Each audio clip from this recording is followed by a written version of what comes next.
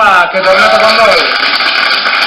Ciao Umberto, sono veramente felice di essere qua ancora con voi, sono anche un po' emozionata questa sera. Ve lo dico subito, ci sono volti che non sfondano con il rumore, ma con la presenza.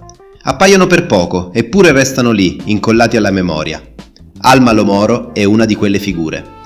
Non il nome più urlato della televisione notturna italiana, ma uno di quelli che, appena riemergono, riportano con sé un'intera atmosfera. E se avete amato Colpo Grosso, sapete già di cosa parlo. Ciao Alma, come stai? Ciao. Ciao. Dunque allora, cosa c'hai? Mi ha portato una scatola di sigari, Alma? No, volevo ringraziare Luigi e Fabio che mi hanno mandato degli speroni per andare a cavallo, appunto, già che io adoro andare a cavallo. Ah sì? E un collier d'oro, però c'è su un quadrifoglio e non un mirtillo. Perché l'anno scorso eri È un quadrifoglio. quadrifoglio, sì. Bentornati nella soffitta. Oggi parliamo proprio di lei, Alma Lo Moro, una presenza affascinante e tutt'altro che dimenticabile, legata a uno dei programmi più chiacchierati tra la fine degli anni '80 e l'inizio dei '90.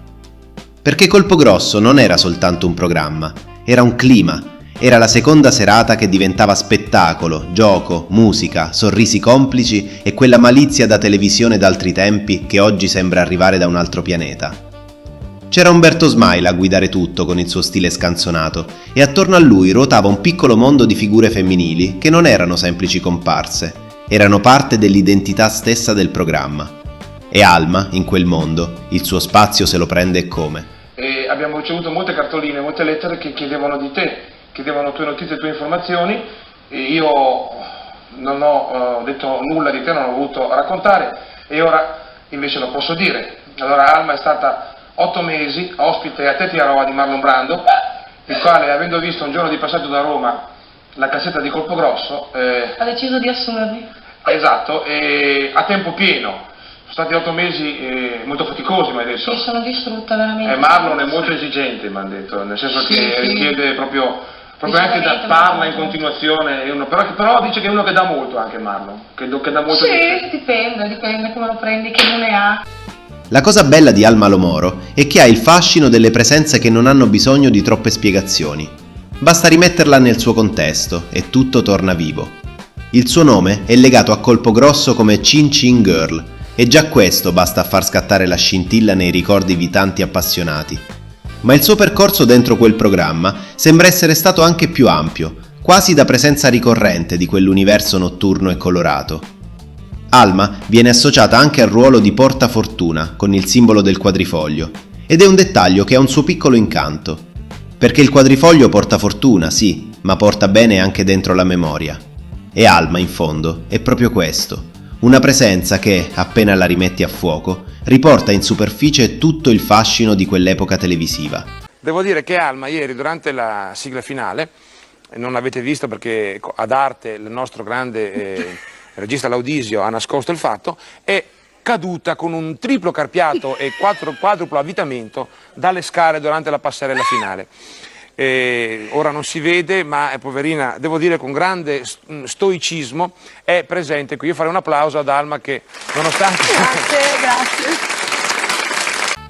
E poi c'è una cosa che la rende ancora più interessante da raccontare oggi. Alma non appartiene alla categoria delle dive super esposte, quelle sempre sotto i riflettori. No, lei appartiene a quel gruppo di donne che hanno lasciato il segno in modo più sottile, più elegante, quasi misterioso. E a volte sono proprio queste le figure che restano di più, perché non si consumano, restano lì, sospese, con un alone che il tempo non riesce a cancellare. Se vincessi miliardi nella lotteria, quali sarebbero le prime spese che faresti? Allora, premetto che quello che sto dicendo è vero e non è assolutamente una montatura. Se dovessi vincere dei soldi, Sì. la prima cosa che farei, chiaramente mi prenderei delle cose anch'io perché altrimenti direi una bugia, però li devolverei alle persone, anziani che sono abbandonati e questi mi fanno molto pena, alla ricerca per l'AIDS e a quella del cancro e anche per gli animali che abbandonano le persone quando vogliono andare in ferie e io questo penso che sia molto ignorante. Le persone? Le persone che abbandonano gli animali, che li prendono da piccoli e poi li abbandonano in mezzo alla strada, ecco sappiate che a me mi fate tanta pena e basta, io penso che insomma, sei una... non è bello questo. Sei una suora laica. No, non sono, Alma. ma io ho trovato tanti animali abbandonati o morti in capito. mezzo alla strada, questo è brutto. In un programma come Colpo Grosso, questo contava tantissimo. Perché lì non bastava esserci, bisognava entrare nell'atmosfera, diventare parte di quel gioco di sguardi, simboli e suggestioni che rendeva tutto immediatamente riconoscibile. Le portafortuna, le ragazze cincin, le figure che popolavano lo studio non erano semplici dettagli, erano tasselli di un immaginario fortissimo. E Alma, evidentemente, aveva quel qualcosa capace di emergere dentro quel mosaico. Sei gelosa, Alma? No, ero gelosa, adesso ho cambiato idea. Sì, è molto meglio non esserlo, No, così perché poi è se tu fai stupido qualche secondo cosina... me. Ecco, appunto, almeno mi salvo, no? Esatto. Il suo nome compare anche nel cinema, in un piccolo percorso fatto di titoli che oggi incuriosiscono molto gli appassionati di quel periodo. Non parliamo di una carriera sterminata, ma di una traccia concreta, di un passaggio che allarga il suo profilo oltre la sola televisione. Ed è un dettaglio importante, perché fa capire che la sua presenza non fu soltanto un lampo occasionale, ma parte di un piccolo mondo popolare con una sua estetica precisa. Ma forse la cosa più bella, quando si parla di Alma Lo Moro, è il modo in cui continua a vivere nel ricordo. Non come nome gigantesco, non come personaggio onnipresente, ma come apparizione che ha lasciato il segno. Perché ci ricorda che la memoria televisiva non è fatta solo di star assolute, è fatta anche di volti che coloravano un programma, di figure che magari occupavano pochi minuti, ma bastavano a costruire un'atmosfera intera.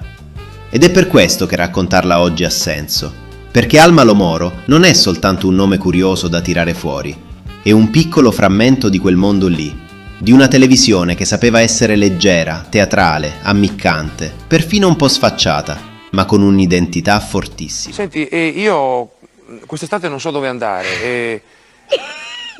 Vieni da me. Ecco, non vorrei che...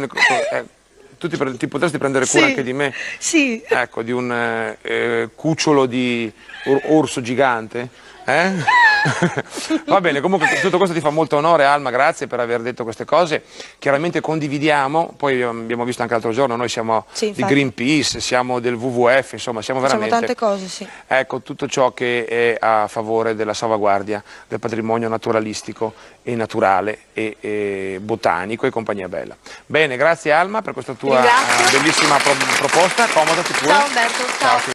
E allora oggi la riportiamo qui, nella soffitta, con l'affetto che si deve ai volti che hanno attraversato un'epoca, lasciando dietro di sé una scia sottile ma luminosa. Perché Alma Lo Moro è proprio così, non un nome urlato, ma un ricordo che si riaccende subito. Perché certe presenze non hanno bisogno di occupare tutta la scena, basta che entrino nel momento giusto e non escono più dalla memoria. Se questa puntata vi è piaciuta, iscrivetevi alla Soffitta di Pippo, lasciate un like e scrivetemi nei commenti quale altra protagonista di Colpo Grosso, quale volto dimenticato della TV notturna o quale diva di quegli anni vorreste ritrovare qui insieme a noi. Perché in soffitta basta davvero poco per far tornare a brillare il passato. A volte basta un nome, a volte basta uno sguardo e subito si riapre un mondo.